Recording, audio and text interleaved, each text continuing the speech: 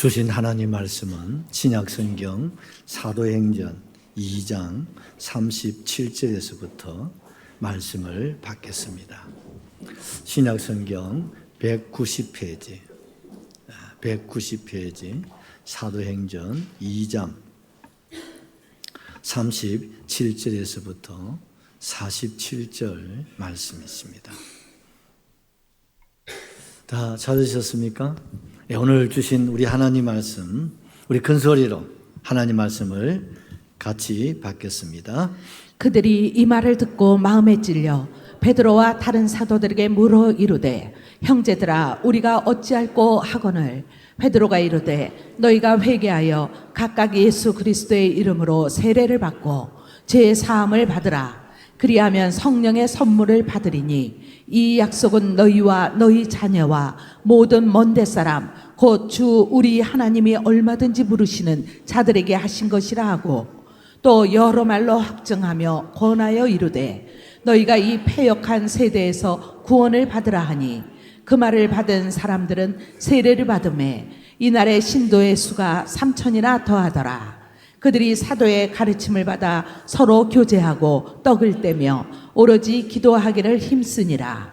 사람마다 두려워하는데 사도들로 말미암아 기사와 표적이 많이 나타나니, 믿는 사람이 다 함께 있어 모든 물건을 서로 통용하고 또 재산과 소유를 팔아 각 사람의 필요를 따라 나눠주며 날마다 마음을 같이하여 성전에 모이기를 힘쓰고 집에서 떡을 떼며 기쁨과 순전한 마음으로 음식을 먹고 하나님을 찬미하며 또 온 백성에게 칭송을 받으니 주께서 구원받는 사람을 날마다 더하게 하시니라. 아멘. 우리 제목 같이 한번 기억하십시다. 모범적인 신앙생활. 우리는 오순절 성령 강림절을 시작해서 오순절에 임한 이 성령의 이 역사, 사도행전 2장 1절에서부터 이제 계속 생각하는 가운데 오늘은 37절에서 47절의 말씀을 함께 받았습니다. 이 말씀을 통해서 이렇게 보면 정말 예루살렘 교회가 어떤 교회? 모범적인 교회, 그리고 이상적인 교회, 정말 기독교 2000년 사회의 가장 본이 될 수 있는 롤 모델 교회로 우리에게 보여주고 있다는 사실을 우리에게 자세하게 잘 가르쳐 주시고 계십니다. 그래서 오늘 제목을 모범적인 신앙생활, 이런 제목으로 제목을 잡았습니다. 같이 한번 하실까요? 모범적인 신앙생활. 옆에 성도님, 모범적인 신앙생활 하십시다. 오늘은요, 아침에 좀 신비한 현장으로 여러분들을 안내를 좀 하고자 합니다. 이스라엘 백성들이 바벨론의 포로가 되어서 끌려오어서 안식일을 맞이했지만 성전이 없지 않습니까? 그래서 에스겔 선지자가 그발 강가에 안식일날 나와서 멍하게 동쪽 예루살렘을 바라보면서 무릎을 꿇고 가슴을 치며 통곡하면서 기도하고 있었습니다. 그런 가운데 하늘문이 열리고 하늘에 천군 천사들이 내려오고 우리 주님이 찾아오신 줄로 확실하게 믿습니다.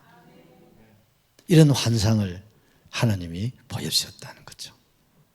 그러면서 일어나서 나를 따라오너라. 그래서 비몽사몽간에 환상 중에 찾아오신 주님을 따라서 갔는데 우리 주님이 성전으로 에스겔을 인도를 하게 되었습니다. 성전의 문을 열고 성전 안으로 들어갔는데 여러분, 또 엄청난 신비가, 귀한 그런 역사가 그를 기다리고 있었습니다. 성전에서부터, 이 강대상이죠, 여기서부터 물이 흘러나오는 거예요. 그런데 이 물이 흘러나오더니 점점 그 물이 뭡니까? 많아지는 거예요. 그래서 그 물이 이제 보니까 하천을 이루고 이제 강을 이루고 그리고 그 물이 흘러서 어디로 갑니까?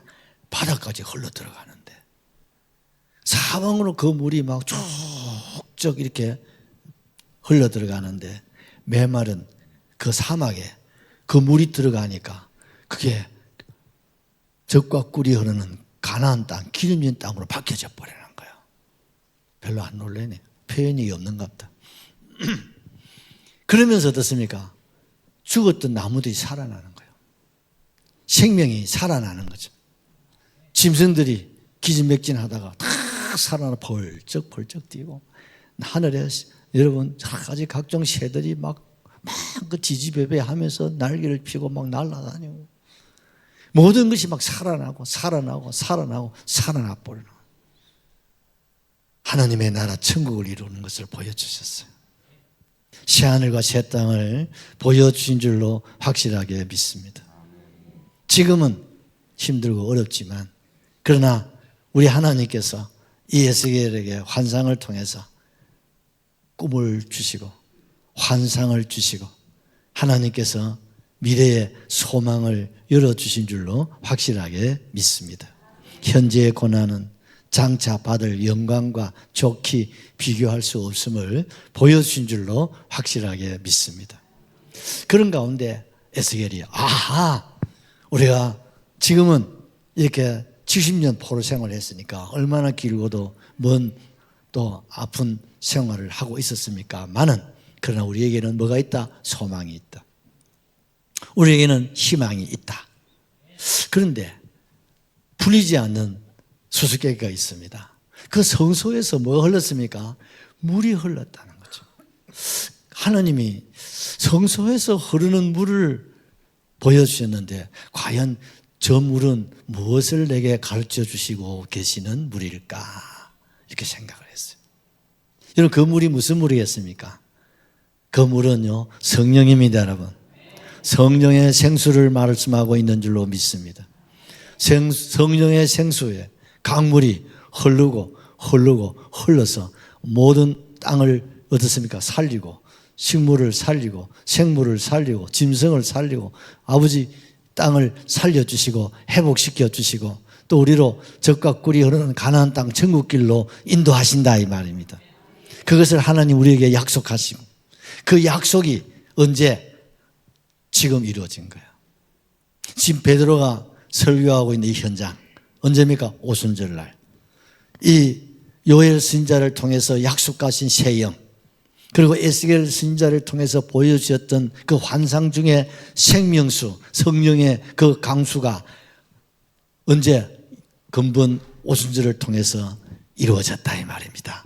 얼마나 신기하고 얼마나 놀랐겠습니까? 그러니까요, 사람들이요, 우와, 우리 오순절 3대 절기 중에 한 절기를 지키려고 올라왔는데, 세상에 이 절기에 임한 이 성령이 무슨 성령이라고요? 바로 구약의 스가랴 선지자를 통해서, 또 에스겔 선지자들을 통해서 하나님이 약속한 뭡니까? 오순절의 성령인 줄로 확실하게 믿습니다. 아멘, 아멘. 그런 가운데서 또 우리 주님이 에스겔을 이끌어서 천사들로 하여금 그 강물을 청량을 합니다. 1천척을 딱 청량을 하니까 그 물이 어디까지 흐르냐면 발목까지 흐르는 물이었습니다. 그래서 주님이 에스겔아 건너가라. 그래서 건넜습니다. 그리고 또 다시 1천척을 또 청량을 하니까 그 물이 이제 무릎까지 흐르는 물이었습니다. 그래서 또 이 물도 건너가라고 하십니다. 그리고 세 번째 또 물을 청량을 합니다. 그러고 보니까 물이 어디까지 흐르냐? 이제는 물이 허리까지 올라왔습니다.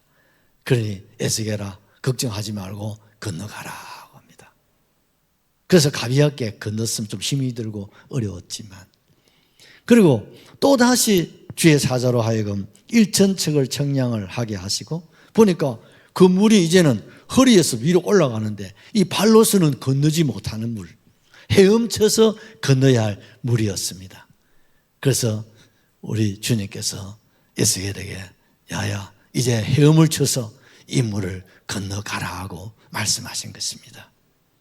여러분, 성령의 이 역사, 성령의 이 강수 같은 주의 은혜가 여러분 처음에는 발목, 이걸 일컬어서 우리가 발목 신앙, 무릎 신앙, 허리 신앙, 그 다음에 뭡니까? 허리 이상은 창일한 그런 신앙으로 우리가 생각을 할 수가 있습니다. 성령님께서 어떤 사람은 뭘 잡아주신다고요? 발목을 잡아주신다 이 말입니다. 옆에 사람 쳐다보세요. 발목 잡혀기 이 자리에 다 오신 분들이에요. 아주 옛날에 여러분 우리 장기주사님, 성근사님 누가 발목 잡았습니까? 우리 이 교수님은 그 남주사님하고 누가 먼저 발목을 잡았는지 잘 모르겠는데 내가 그때 참 어쩌다가 내가 발목 잡히가 이 자리에 계시잖아요. 잘 잡힌 거 맞습니까? 조금 아쉽습니까? 감사하지요. 그때 내가 발목 잡혔으니까 참 우리 가정을 이루게 되고 이 자리에 있게 되었다 생각하시면서 여러분 감사할 수 있기를 바랍니다. 사람은요 발목 잡혀야 됩니다. 직장인은 직장에 발목을 잡혀야 되고 그렇죠? 통닭집은 통닭집에 발목을 잡혀야 돼요. 청년다방 이거 내가 오늘 식당에가 청년다방에 발목 잡혀야 돼요. 사업하시면 사업에 발목을 잡혀야 되는 겁니다. 여러분 시몬이라고 하는 사람은 밤새도록 고기를 잡았는데 한 마리를 못 잡았어요. 그런데 실망, 낙심, 실패하고 이제 집으로 돌아가려고 하는데 우리 주님이 찾아오셨어요. 그리고 우리 예수님이 저 깊은 데 가서 건물을 내려서 고기 한번 잡고 가라 그랬어요. 아니 밤새도록 전문가 입장에서 고기 한 마리 못 잡았는데 전문가도 아니고 과학도 아니고 상식도 아닌 말도 안 되시는 말씀을 주님이 하셨지만 그래도 말씀 의지해서 내가 마지막 한번 건물 내리고 집에 가겠습니다. 그래서 깊은 데 가서 건물을 내렸더니 고기가 2배를 채우고도 남았다고 하십니다. 여기에 시몬이 예수님께 발목 딱 잡혀가지고 그 길로 주님의 제자가 된 줄로 그렇게 믿습니다. 예를 들면 저는 제가 초등학교 2학년 때 우리 초등학교 교장 선생님으로 부임을 해 오셨습니다. 그 선생님 사모님 발목 잡혀가지고 이 자리에 여기까지 있습니다. 아마 여러분들도 여러분 어떤 누구를 통해서 어떤 분들은 질병을 통해서 또 어떤 분들은 자녀를 통해서 또 부모를 통해서 또 직장의 동료를 통해서 발목 잡혀가지고 이 자리에 계신 분들도 많이 계신 줄로 그렇게 생각합니다. 또한 여러분 이 자리에는 또 어떻습니까? 우리 장로님 같으신 분들 그 옆에 친구분들은 지금 장로님 발목에 잡혀가지고 지금 빼도 박도 못하고 다 앉아 계신 그렇습니다. 누군가 모든 사람들이요 다 발목 잡혀 있어. 아유 나 발목 안 잡힐 거야. 그래 여러분 발버둥 쳐봤자 소용이 없습니다. 딱 주님 손에 발목 잡히면 꼼짝 못해. 성령님 발목 딱 잡아주시면 그 길로 어디로 나오게 됩니까? 나도 모르게 주님께로 나오게 되어 있고 믿음으로 살아가게 되어 있는 것입니다. 그러니 여러분 이 자리에 계신 것은 내 발로 왔지만 사실 영적으로 보면 성령님께서 우리의 발목을 딱 잡아주셔가지고 이 자리에 나를 인도하셨다 생각하시고 여러분 감사할 수 있기를 주님의 이름으로 축복합니다. 오늘 본문에서는 베드로가 여러분 최초의 설교 또 최고의 설교를 한편 합니다. 이 설교를 들은 사람들 중에 3,000명이 발목 잡혀가지고 교회로 돌아온 사건을 우리에게 소개하고 있습니다. 여러분 설교 말씀을 듣고 몇 명이요? 3,000명이 발목 잡혀가지고 꼼짝달싹 못하고 주님 앞에 돌아온 사건을 이제 자세하게 우리에게 소개하고 있는데 첫째 우리가 어찌할꼬 하고 회개운동이 일어났다는 사실이죠. 자 우리 37절 우리 같이 한번 받겠습니다. 그들이 이 말을 듣고 마음에 찔려 베드로와 다른 사도들에게 물어 이르되 형제들아 우리가 어찌할꼬 하거늘 그들이 뭘 듣고 이 말을 듣고 무슨 말입니까? 베드로의 설교입니다. 베드로가 전한 말씀이십니다. 그 베드로가 우리가 지금까지 생각하셨지 않습니까? 베드로가 설교를 하면서 우리가 술에 취했다고 여러분들이 이상하게 우리를 보고 있는데 우리가 새술에 취한 사람이 아니다. 이 대낮에 오전 9시에 술 취한 사람이 어디 있겠나? 우리가 새술에 취한 것이 아니라 성령에 취했다.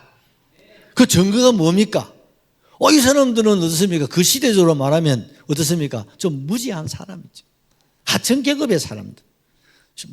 모든 면에 볼 때 내놓고 얘기할 만한 그런 사람들이 못 됩니다. 그런데 이 사람들이 입에서 무슨 말이 나옵니까?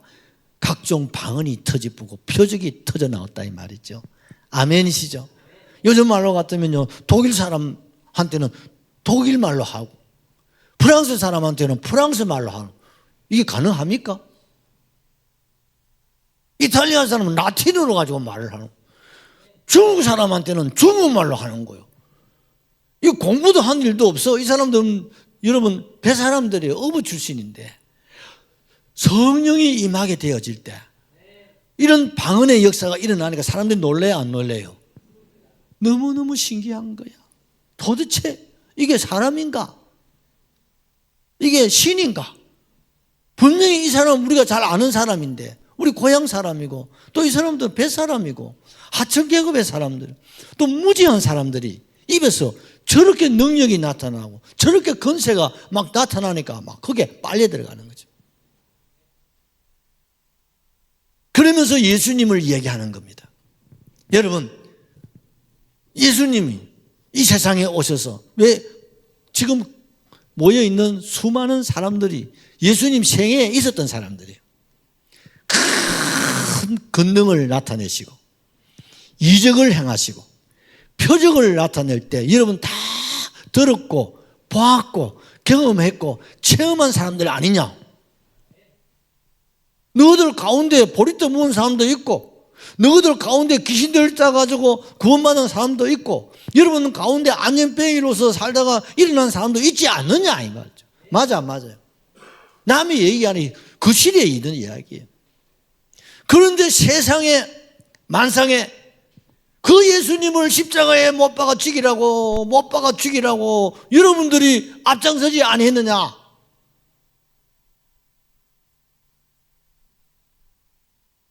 그런데 그래서 예수를 십자가에 못 박아 죽여가지고 무덤에 장사를 지내고 다시는 부활한다고 하니까 부활할 수 없도록 큰 돌문을 막고 너희들이 다시는 나올 수 없도록 하지 않은, 그래서 군병으로 하여금 지키도록 하고 말이죠.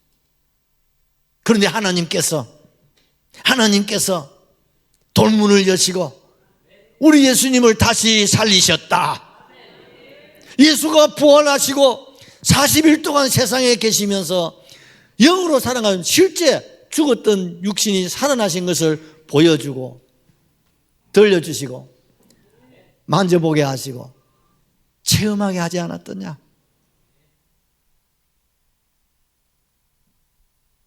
그 예수가 누구냐? 여러분들은 예수를 이단이라고 죄인의 괴수라고 십자가에 못 박아 죽였지만 그 예수가 바로 하나님의 아들이었다. 그 예수가 너희들이 4,000년 동안 기다리고 목매어 사모했던 메시아가 아니더냐?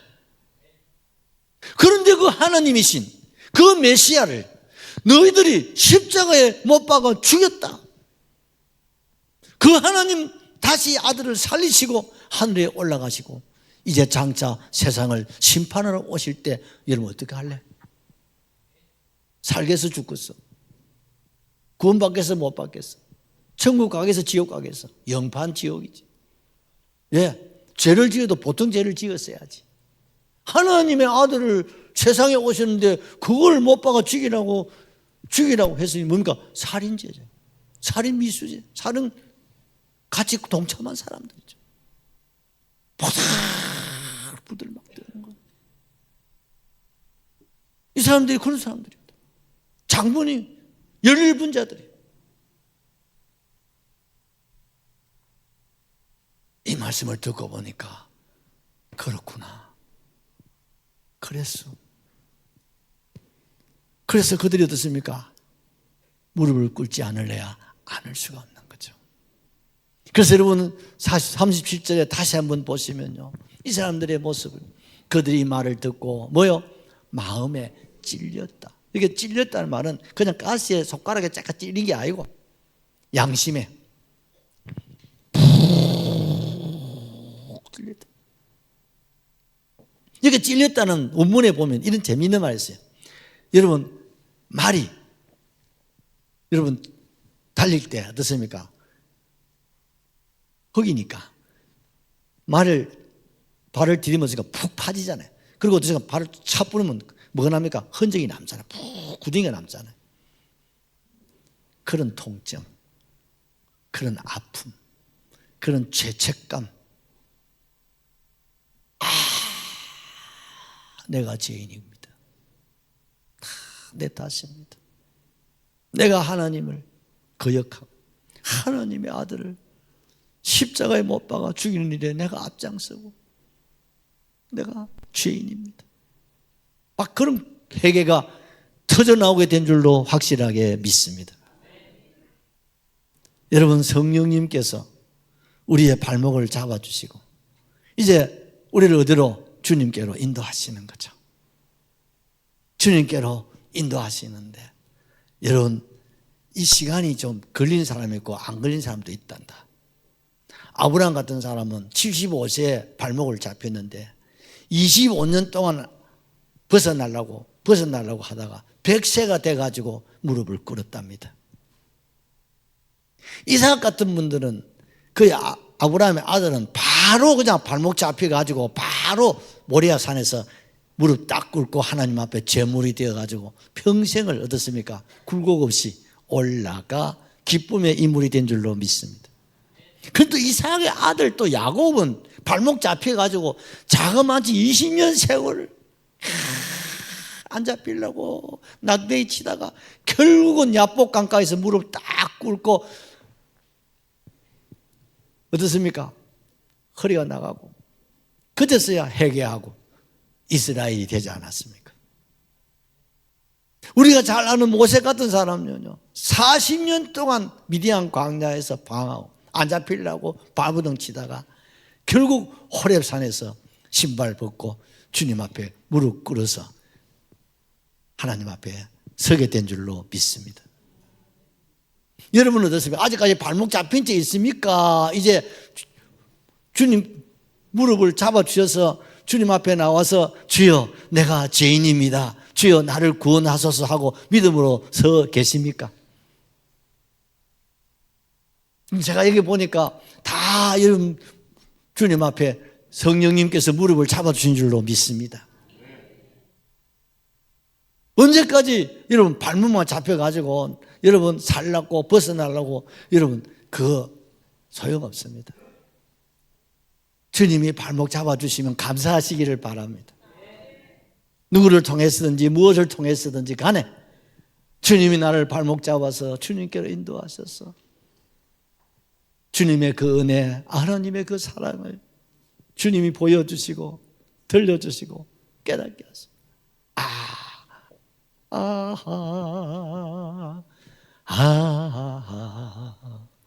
주님의 사랑 깊고 크셔라. 아멘이시죠? 여러분, 존 뉴턴이라는 사람이 있습니다. 이 사람은요 7살 때 어머니를 잃어버렸습니다. 그때부터 이 아이가 성격이 삐뚤어지기 시작합니다. 아버지가 이 아이를 기르면서 아버지가 선장입니다. 그러니까 집에 둘 수가 없어서 그냥 아이를 배에 태워가지고 이곳저곳 무역선 하면서 이 아이가 자라나다 보니까 이 배에서 바람을 쐬고 자라다 보니까 아이가 막 거칠어지고 삐뚤어져 방황하기 시작하는 거죠. 그러다가 아버지가 세상을 떠나게 되고 이제 선장이 되게 됩니다. 그러니까요 그 성질이 어디 갑니까? 그래서 그가 뭘 했냐면 노예선을 합니다. 아프리카에 들어가 가지고 사람들을, 노예들을, 흑인들을 잡아다가 노예로 파는 그런 세상에 있을 수 없는 그런 일을 하게 됩니다. 그러니 양심의 가책도 없죠. 그냥 막 사정없이 엄마든 아빠든 아이든 뭐 여자든 가릴 것 없이 잡아다가 다 노예로 팔고 파는 그런 삶을 그가 살아갔어요. 그러던 가운데 1748년 3월 1일 날 또 흑인들을 잡으려고 지금 출항을 했습니다. 너무 적절하고 그래서 책을 한 권 보았는데 그 책 이름이 그리스도를 본바다라고 하는 책이었습니다. 그 책을 읽는 가운데 자기도 모르게 두 눈에 눈물이 고이면서 뚝뚝 떨어지기를 시작합니다. 내가 죄인이구나. 우리 어머니 7살까지 얼마나 사랑으로 길러주시고 눈물 흘리며 기도해 주시고 말씀으로 나를 잘 이렇게 키워주셨는데 어머니가 세상을 떠나고 난 이후로 나도 모르게 세상에 환경에 이렇게 살다가 보니 망가질 대로 다 망가져. 얼마나 많은 아이들을 사람들을 잡아다가 노예로 팔았어. 그 죄를 생각하니까 감당할 수가 없었어. 그가 주님 앞에 무릎을 꿇었습니다. 그리고 그가 회개합니다. 그리고 그는 목사가 되었습니다. 그리고 그가 부른 찬송이 305장인데 아무리 바빠도 우리 한번 존 뉴턴이 불렀던 이 찬양을 우리 같이 한번 하시죠. 작시자입니다. 나 같은 죄인. 여러분의 고백이 되시기를 바랍니다.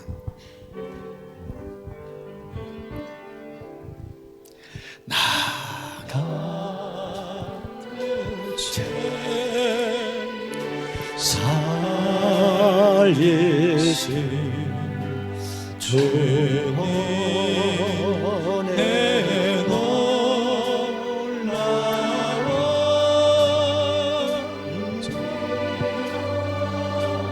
어떤 생명 찾아보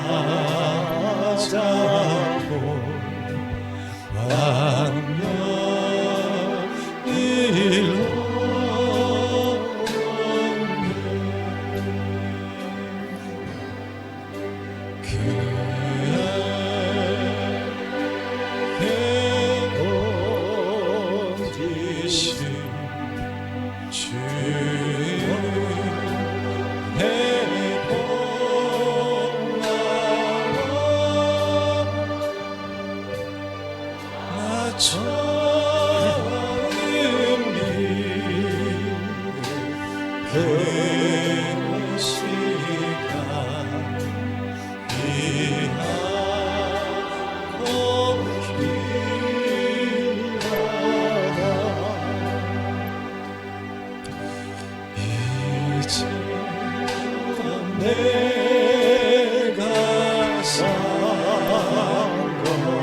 주님의 은혜입니다. 주님의 은혜가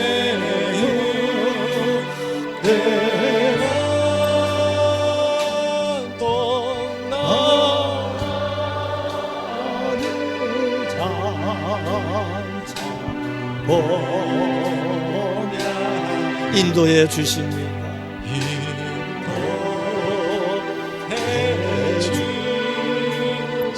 거기서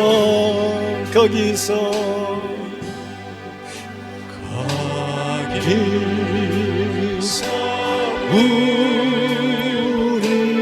영원히 주님의 은혜로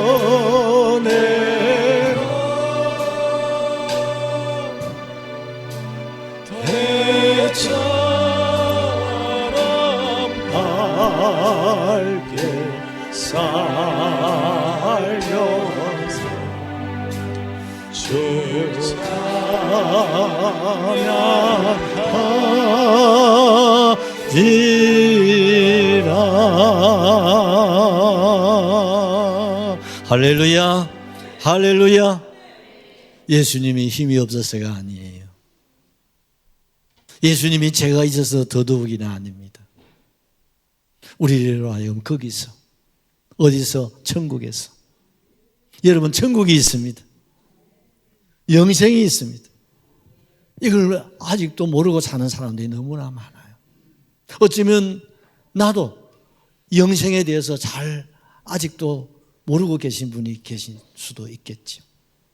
아직도 내가 이 땅에 살면서도 이 세상이 전부인 양 천국이 있다는 사실을 아직도 잘 모르시는 분들도 없잖아 있을 수도 있겠습니다. 여러분, 예수님은 거기서 이 세상에 오셨습니다. 그 영원한 천국을 우리에게 주시려고 세상에 오신 겁니다. 이를 위해서 주님은 십자가라도 사양하지 아니하시고 우리의 죄값을 다 청산하셨습니다. 우리의 죄값을 주님이 다 담당해 주셨습니다. 우리의 모든 죄값을 주님이 다 뒤집어 쓰셨습니다. 그리고 우리를 죄에서 우리로 어렵게 하시고 우리를 주님 앞으로 인도하셔서 내가 이제 주님 앞에 주여 내가 죄인입니다. 주여 내가 죄인입니다. 나를 용서해 주십시오. 그리고 나를 잡아주십시오. 여러분 주님 앞에 무릎을 꿇을 수 있기를 예수님의 이름으로 축복합니다. 이게 은혜입니다. 여러분. 이게 은혜입니다. 이 무릎을 꿇는 일이 여러분 이게 내 힘으로 되는 게 아니야. 성령님께서 우리의 발목을 잡아주시고 이제 성령님께서 우리의 무릎을 주님께로 인도하실 때 나도 모르게 내가 죄인이구나. 내 나름대로 잘 도덕적으로 윤리적으로 깨끗하게 산다고 살았는데 내가 하나님 앞에 나오니까 내가 초라한 죄인이구나. 내가 죄인 중에 개수로구나. 여러분 죄 중에 가장 큰 죄가 뭔지 아십니까? 배은망덕입니다. 부모에게 배은망덕한 자식이 죄가 제일 크고요. 그보다 더 큰 배은망덕은 하나님 아버지를 모르고 살아계심도 모르고 내 마음대로 내 뜻대로 살았던 이 죄가 불신의 죄라고 그럽니다. 이 죄가 제일 큰 죄입니다. 부모를 업신여기는 죄도 크지만 하나님을 업신여기고 하나님 모르고 하나님 시부르게 살아계시는데도 하나님 무시하고 내 마음대로 살았던 이 죄가 지옥 갈 죄다 이 말입니다. 이 죄를 가지고서는 아무도 구원받을 수가 없어요. 아무도 천국 갈 수가 없습니다. 우리는 주님 발목 잡아주신 이유가 여기 있습니다. 왜 나를 발목 잡아주셨습니까? 왜 내가 교회를 나와야 되겠습니까? 이 은혜를 주시기 위해서죠. 아무나 받을 수 없는 이 은혜를 통해서 우리를 구원하신다 이 말. 천국 백성 되게 하신다 이 말이에요. 하나님의 장자가 되게 하신다 이 말입니다. 그래서 우리를 발목을 잡으신 주님이 안 잡히려고 안 버티려고 수십 년, 어떤 분은 수년, 어떤 사람은 몇 주, 어떤 사람은 당장 이삭처럼 그래 맞아. 목사님 말씀 듣고 보니 다 맞는 말이요. 내가 죄인이지. 내가 죄인이지. 내 잘난 것 하나도 없구만. 나름대로 내 잘난다고 생각하고 살았는데 주님 앞에 나온 나의 초라한 모습 주님 앞에 고백하지 않을 수가 없는 여러분 이런 자리로 여러분 나올 수 있기를 주의 이름으로 축복합니다. 그럴 때에 38절을 같이 보시죠. 베드로가 이르되 너희가 회개하여 각각 예수 그리스도의 이름으로 세례를 받고 죄 사함을 받으라. 그리하면 성령의 선물을 받으리니. 너희가 회개하여 예수 그리스도의 이름으로 세례를 받고 죄 사함을 받으라. 할렐루야. 용서입니다 여러분. 용서입니다 여러분. 용서입니다 여러분. 여러분 기독교에는 용서가 있습니다. 세상에 어떤 종교에 용서가 없습니다. 자업자득입니다. 세상에 어떤 종교에 어떤 곳에도 용서가 없어요. 그런데 주님 앞에는 용서가 있습니다. 그래서 이를 복음이라고 하는 겁니다. 기독교에는 용서가 있습니다. 어떻게 기독교만이 용서가 있습니까? 우리의 죄를 주님이 담당하셨기 때문에 내가 용서받은 겁니다. 예수님이 내 죄값을 계산하셨기 때문에 하나님은 나를 용서하셨다 이 말.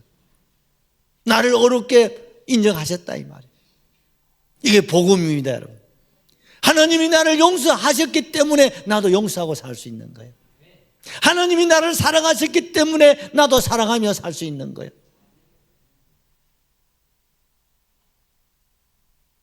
이 귀한 은혜를 하나님 우리에게 주시려고 우리의 무릎을 붙잡고 주님 앞에 세워주신 줄로 믿습니다.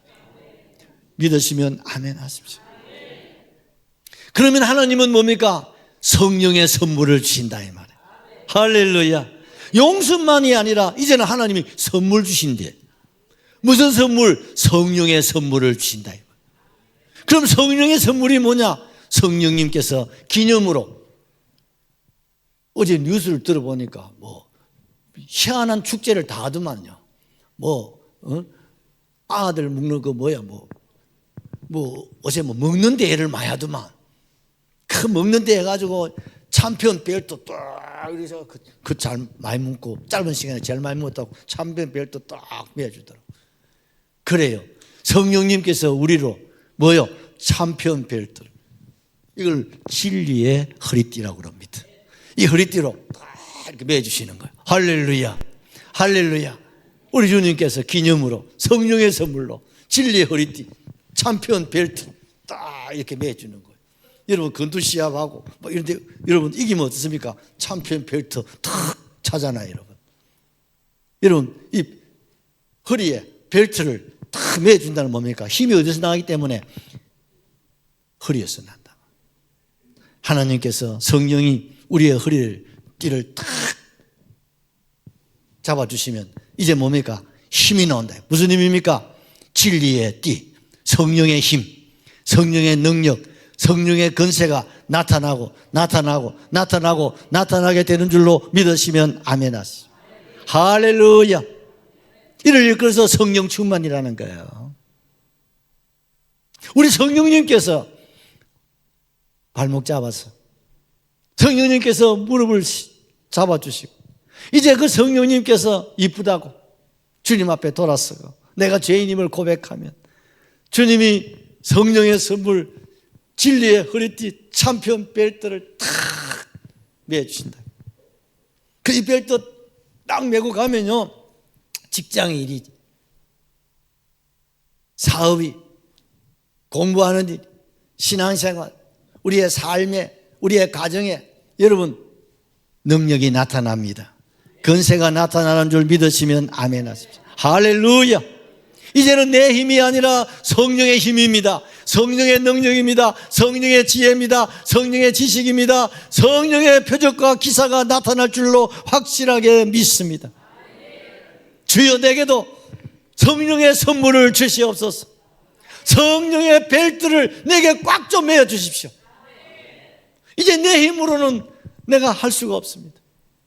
내 능력 가지고는 여기밖에 안 됩니다.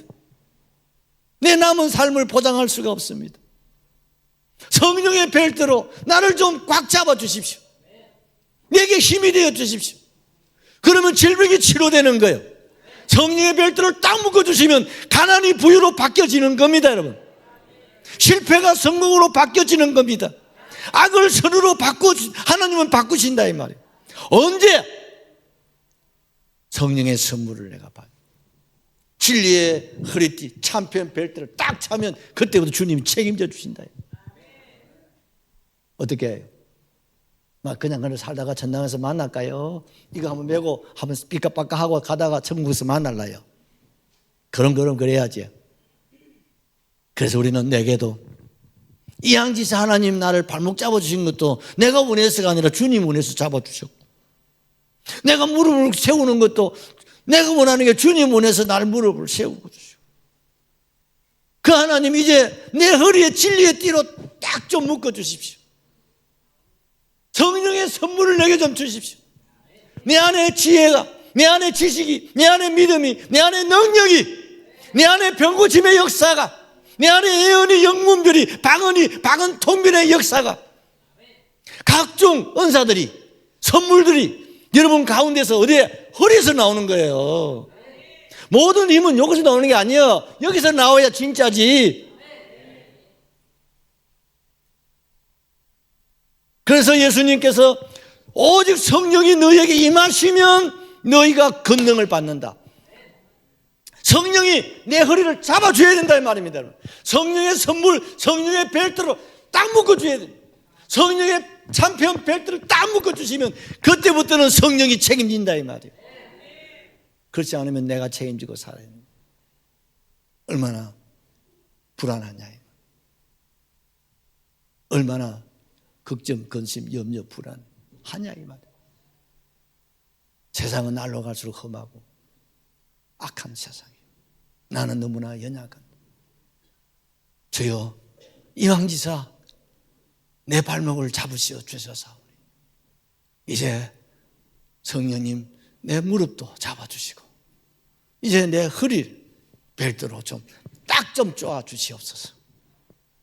아멘이시죠? 그러면 어떻습니까? 이제는 말씀이 솔솔 들어온다. 할렐루야. 그 가르침이 꿀송이에 닿게 하나님 말씀. 아멘, 아멘, 아멘, 아멘, 아멘. 말씀이 왜 이렇게 맛있노? 우리 목사님 설교 제일 잘하는데 이 소리가 나온다. 설교가 잘하고 뭐라고가 아니야. 성령의 벨트로 딱 묶어주시면 말씀이요. 어린아이가 말을 해도요. 할렐루야, 아멘, 아멘을 받아들여요. 우리 집 아들이요. 말씀을 전해도 아들이 손자가 말해도 할렐루야. 그 말씀이 내 안에 들어온다. 할렐루야. 사람이 아닙니다 여러분. 성령입니다 여러분. 떡을 떼며 교제했다. 이게 떡을 뗀다는 이 말은 무슨 말이냐면 성찬을 말하는 거예요. 이게 떡을 뗀다. 이 뗀다는 말이 참 재미있는 말이에요. 떡을 뗀다는 말은 박살낸다, 분쇄한다 이 말입니다. 이게 무슨 말이냐면 쌀을 떡 만들려면 어찌 됩니까? 방앗간에 가가지고 어떻습니까? 찍어야 됩니다. 그럼 뭡니까? 가루를 만들어내야 되잖아요. 그 다음에 뭡니까? 그걸 푹 삶아야 돼. 100도 이상 푹 삶아야 돼. 그 다음에 뭡니까? 또 기계에 또 잡아여야 돼요. 그러면 찰떡, 시래떡, 무슨 떡 먹고 싶어요. 그 떡이 다 나온단 말이죠. 쌀 가지고는 떡이 그 자체는 안 되는 거예요. 그러면 쌀을 어떻게 해요? 기계를 넣어가 분쇄를 시켜야 되고 그걸 삶아야 되고 그걸 다시 기계를 넣어서 떡이 되는 거예요. 여러분 주일날 우리 매월 첫째 주 성찬을 행하잖아요. 그 성찬을 할 때 떡 한 조각이 포도주, 아이고 이거 먹고 뭐 이걸 뭐 예수 믿는 기념인갑다. 우리가 그래도 좋습니다만은 그러나 여러분 이 성찬상에 올라오는 그 떡이 그냥 된 떡이 아니다 이 말입니다 여러분. 쌀이 떡이 되듯이 주님이 성찬의 떡이 되기 위해서 자기를 세상에, 자기를 십자가에, 자기를 채찍으로, 자기를 가시관으로, 자기를 창으로 찔러서 여러분 떡이 되게 하시고 잔이 되게 하셔서 우리에게 주신 거예요. 그래서 받아 먹어라, 받아 마시라, 그리고 나를 기념하고 영생을 얻어라. 내가 생명의 떡이다. 우리는 육신적으로는 부모님이 주시는, 아내가 해주는 음식을 먹고 살지만은 내 영은 하나님 주신 떡입니다 여러분. 말씀입니다 여러분. 말씀이 내 영혼을 살리고 내 자신을 살리고 세우는 것입니다. 그리고 뭐합니까? 기도하기를 시작하는. 여러분 기도도 내가 한다고 안 돼. 다 해보지만 성령님께서 내 허리를 딱 잡아줘야 기도가 터지지. 30분 기도, 1시간 기도. 요즘 우리 성도님들 고마워요. 저녁 기도 맞추고 나면 대부분 1시간 기도하고 가시더라고요. 놀라운 일이죠. 감사할 일이죠. 그래야죠. 전국에서 새벽 기도하고 매일 저녁 기도하는 우리 교회인데 여러분 오로지 기도밖에 없습니다. 악한 자라도 자식에게 좋은 거 주지 않느냐. 하물며 너희 하늘 아버지께서 구하는 자에게 성령을 주시지 않겠느냐. 발목도 잡아주실 뿐 아니라 우리의 무릎도 세워주시고 우리의 허리의 벨트도 딱 잡아주신다 이 말이에요. 그래야 주님 책임질 거 아니에요. 허리가 약하신 분은 어떻습니까? 허리에 띠를 메고 일을 하십시오 여러분. 옛날 전에 우리 부목으로 있던 우리 최 목사를 보면 내가 뭐 좀 무거운 거 좀 시키나 놓으면 목사님 알겠습니다 해놓고 방아 들어가고 이만한 벨트를 탁 메고 그래 뭐 와 그러는데 목사님 제가 허리를 좀 다쳐. 잘한다 그래라. 그래도 일해야지. 허리 아프다고 핑계대고 허리 아프다고 안 하면 빌어먹어요. 더 중요한 것은 진리의 띠로 딱 묶으면 허리도 고칩니다, 여러분. 저도요, 군에서 빠따를 잘못 맞아가지고 허리를 못 썼어요. 그런데 성령이 벨트로 딱 묶어지니까 이 나아버렸어. 진짜라니까. 그 지금 건강하게 살잖아요. 진리 허리띠로 딱 잡아붙이면 허리도 낫습니다, 여러분. 죽은 자도 살아나는 것입니다, 여러분. 세 번째, 기사와 표적이 나타나는 거예요. 할렐루야. 여러분, 성령의 벨트를 딱 묶어주시고, 이제는 뭡니까? 그 성령님께서 이제 그 이상 우리를 장악해 주시는 거죠. 이제는 뭡니까? 수행을 하는 거죠. 여러분, 수행을 할 때는 해봤나? 깨구리 햄빼기 안 해?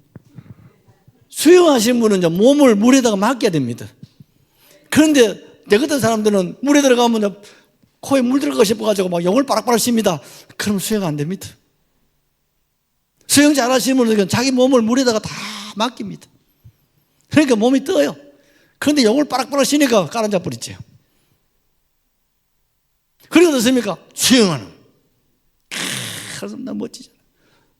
우리 요 신부사님 동생, 우리 신사님은 내 동기인데 그 친구는 이런 얘기 합니다. 나는 물에 가면 하루 종일 누워 있다는 거예요. 바보, 거짓말 아니야. 아니. 수영을 너무 잘하다 보니까 자기는 물에 들어가면 하루 종일 물 속에 있다는 거예요. 가만히 있으면 뜨는데 왜 건도? 가만히 있어 뜬디야. 그 내가 이런, 아니, 그냥 뜬디야.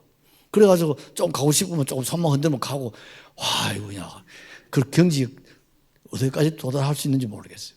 그 자랑하더라고. 그래서 불을 죽겠어. 나는 깨구리 햄빼기 안 돼. 그것도 좀 가다가 막 물에 코 들어가면 막 섭분해. 여러분, 할렐루야 합니까? 참, 우리 그래 살면 좋겠어. 그러면 제가 배도 지나가고, 막, 무거운, 그게 뭡니까? 기사와 표적입니다. 시간이 없네요. 43절을 보십시오. 사람마다 두려워하는데 사도들로 말미암아 기사와 표적이 많이 나타나니. 여러분, 놀라운 사실은 기사와 표적은 예수님께 일어났던 사건이에요. 그런데 이 기사와 표적이 베드로를 통해서 나타나고, 사도들을 통해서 나타나고, 좀 더 넘어가면 집사님을 통해서 나타나고, 좀 더 나가면 일반 평신도를 통해서도 기사와 표적이 나타나는 거예요. 왜? 성령님께서 발목을 잡아주시고, 무릎을 잡아주시고, 허리를 잡아주시고, 이제 뭡니까? 그 이상 성령이 딱 우리를 몇 프로? 100% 장악해 부는 거예요. 100% 우리를 책임져 주신다. 할렐루야. 이걸 제가 아까 날개 다는 거라 그랬잖아요. 그러니까 어떻습니까? 성령이 날개를 다니까 막 표적이 나타나고 기적이 나타나고 이적이 나타나는데, 우리 예수님이 생전에 하신 말씀, 나를 믿는 자는 내가 한 일을 저도 할 것이요 나보다 더 큰 일도 하게 되리라. 할렐루야. 그때는 웃었어요. 그런데 사실 이게 뭔 일입니까? 주님께 있었던 큰 능력과 기사와 표적이 제자를 통해서 일어났는데 더 크게 나타나 버렸어요. 더 놀라지 마십시오. 말세에는 이보다 더 큰 7영 7뿔의 권세가 나타난다고 말씀하고 계십니다. 이 약속입니다, 여러분. 왜? 세상이 말세가 되면 고통이 크고 환난이 크기 때문에 하나님의 백성들, 하나님의 자녀된 저와 여러분들을 보호하시려고 더 큰 능력과 권세로 우리를 붙잡아 주십니다, 여러분. 두려워하지 마십시오. 염려하지 마십시오. 노후를 걱정하지 마십시오. 세상 때문에 걱정하지 마세요. 세상이 험하고 세상이 악하고 지금 엘니노 현상에 의해서 지금 어떤 데는 지금 50도가 넘는다. 계란을 딱 넣으면 후라이 돼버려. 어째 사람이 살겠어? 희한한 지금 세상에 우리가 살고 있습니다. 앞으로 더 희한한 것을 우리가 경험하고 체험하고 살아야 됩니다. 그런데 염려하지 마세요. 그때 하나님의 자녀들은 더 큰 능력과 더 큰 권세로 딱 보호합니다. 딱 지켜줍니다, 여러분. 할렐루야. 무엇이냐면 성령의 생수입니다. 성령의 능력입니다. 성령이여 나의 발목을 잡으시고 내 무릎을 세워주시고 내 허리에 벨트를 꽉 메어주시고 이제 나를 그 이상으로 장악하여 주시옵소서. 나를 장악해 주십시오. 내 자녀를, 내 부모님을, 내 아내를, 내 남편을, 내 직장을, 내 생업, 내 사업, 내 영혼, 내 미래를 주님 책임져 주시옵소서. 그러니까요, 사람들마다 하나님을 두려워한다는 말은 하나님을 경외한 예배자가 되는 거예요. 이제는 표적과 기사가 나타나는 교회 오지 말라 해도 와 안 와. 교회 문 잠가놔도 온다. 코로나 때 보십시오. 그런 가운데 우리 교회 나와서 예배 드렸잖아요. 할렐루야. 우리는 코로나 때 한 번도 안 쉬어. 그런 어려움이 있지만 우리는 나오는 거예요. 왜? 우리는 여호와를 경외하는 신앙이. 우리는 예배자로 부름받았다 이 말이에요. 앞으로 더 큰 환란이 와도 우리는 예배 드려야 됩니다. 무엇으로? 깡다구로 아니고 성령으로. 할렐루야. 모든 물건을 통용해야 돼. 네 것 내 것 있어. 우리 어릴 적에 어떻습니까? 네 것 내 것 있어 없어? 막 내 끼다 하면 엄마 아빠가 막 혼냅니다. 이 새끼야, 네 것 내 것이 어딘도 같이 쓰면 되지. 그리고 가족이죠. 가족은 네 것 내 것이 없어. 엄마 아빠 것도 없어. 엄마 것이 아빠 것이고 아빠 것이 엄마 것이고 맞나? 내 것이 내 것이고. 지금 우리 주사람 여행자들이 있습니다. 가면 좀 경희야 이거 입어봐라. 경희야 이거 할래? 왜? 형제 시간이니까 그래 하시더라고요. 참 좋다. 우리 남자 형제들은 그게 안 돼. 동생아 이거 한번 입어볼래? 이거 안 하는데 여행자들은 그러더라고요. 내가 어제는 딸부자가 최고다 싶어요. 여러분 서로 물건을 이게요 그냥 되는 게 아니야. 성령이 어때요? 허리 그 이상으로 충만하게 되어지면요 이제 아까울 게 없어요. 여러분 서울의 땅이 언양 땅보다 훨씬 비쌉니다. 그걸 팔아서 서로 나누고 서로 먹을 거. 왜? 이 시대는요 세금이 40%야 로마에. 거기다 또 헤롯이 또 그다가지 또 지방에 또 그다가지. 그러면요 세금이 60, 70% 가져가 보면 나와 먹고 사는 거 20, 30%도 안 돼. 근데 북한보다는 낫다. 북한은 다 가다가잖아. 그것도 이제 북한 좋다 하는 사람 이상한 사람들이요. 북한 가서 살든지. 그런 시대지만 그 가난을 함께 나누는 거야. 시간이 없이 다 말씀드릴 수가 없어요. 300년 동안 로마가 기독교를 박해할 때 그 지하에 카토콤 공동묘지에 들어가 살았어요. 그런데 먹을 게 어디 있어요? 입을 옷이 어디 있습니까?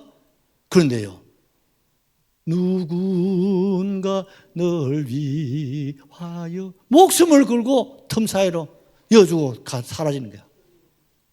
그 수십만의 사람들이 그 목숨을 걸고 자기가 안 하고 온 사람 어디 있어요? 그런데 그걸 들키는 날이면 처형당합니다. 그런데 그들이 그걸 떠내주고 가는 거예요. 그것으로 생활한 목숨을 걸고서. 그게 뭡니까? 성령님께서 역사하시면 우리도 그렇게 살게 될 줄로 믿습니다. 마지막으로 온 백성에게 뭘 받았습니까? 칭송, 칭찬을 받을 수밖에 없죠. 자, 우리 46절, 47절만 같이 보시죠. 날마다 마음을 같이하여 성전에 모이기를 힘쓰고 집에서 떡을 떼며 기쁨과 순전한 마음으로 음식을 먹고 하나님을 찬미하며 또 온 백성에게 칭송을 받으니 주께서 구원받는 사람을 날마다 더하게 하시니. 이제는 어떻습니까? 이제는 하루하루의 생활이 날마다 어디에 모이길 힘써요. 어디에? 성전에. 어디에? 교회에. 이 사람들은요 하루에 3번씩 교회 모였어. 하루에 3번씩 모였어. 하루에 3번. 그 가난 찌드는 가운데서도 30, 60, 90시가 되면 다 모여서 뭐합니까? 하나님을 찬송하고 예배드리고 감사하는 거야. 할렐루야. 지금 북한에 지금 북한 역사에 최고의 지금 기아에 지금 죽어가고 있다고 그러잖아요. 그래서 지하 성도들은 하나님 앞에 찬송하고 감사한다. 그럼 우리는 어찌해야 되노? 저 북녘의 동포들은요 70년 이상 지하에서 잡히면 여러분 정치부 수용소고 아니면 처형이야. 목숨을 걸고 숨어서 소리 없는 찬송, 소리 없는 기도, 소리 없는 감사로 하나님께 올려드리고 있습니다. 뭐요? 내 영혼이 주님의 은총 입어서 제사함 받고 내가 구원받은 것이 너무나 감사해서 비록 사는 것은 지옥 같아 할지라도 주님 모시고 사니 그 어디나 하나님의 나라요. 그 천국을 누리면서 찬송하고 감사하며 산다면 우리는 더해야 되고 곱해야 될 줄로 믿습니까? 그리고 백성의 칭송을 받는 거예요. 여러분 가정에서, 직장에서, 학원에서, 어디서든지 야, 당신 정말 예수 참 다르구나. 정말 달라. 정말 다르네. 저 봐라. 예수님이 말하는 게 봐라. 생각이 봐라. 행동이 봐라. 정말 다르고. 근데 저 사람이 옛날에 안 그랬는데 어찌 저렇게 변했지? 개가 천성했는갑다. 여러분 되시기를 주의 이름으로 축복합니다. 내 힘이 아니라 성령입니다. 성령이 붙들어 주시면 이런 은혜, 이런 축복을 누리게 하실 줄로 확실하게 믿습니다. 할렐루야. 우리 통성으로 한번 기도하십시다. 할렐루야.